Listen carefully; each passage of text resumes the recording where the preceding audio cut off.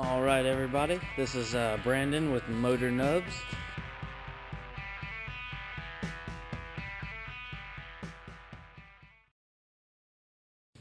How would you describe this truck if you had to tell people about it? One word, bad. It's definitely a manual. It's got a sweet seat cover, custom. It's got a couple miles on it. You know, just broke in. Custom speakers. 200 of those 202,000 miles are drift miles. A lot of drift miles going on. That's why they got this bull bar up here, because the front end had just been wrecked so many times from, you know, crazy hardcore drifting, that they had to put a big solid drift armor on. See that? That's a drift pipe right there. Look at that poke.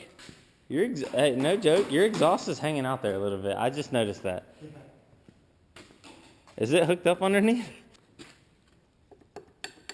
Yeah, see there? That's the problem right there. It's got a little wiggle to it. Up and down's good. Just got a little wiggle side to side.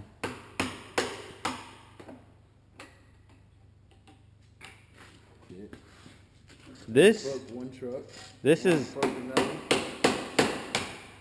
the Nissan. Sitting out there in the back is the Dodge. The majestical Dodge. This is what happens when you drift. You have a drift truck, you break U-joints. He was drifting all the way home and he caught it.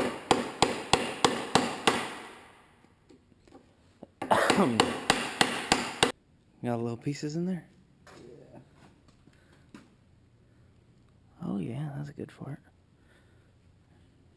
it. Is there a chisel somewhere? You flip it around to the other side and get the other one out, and then we could just push that one down, push it through.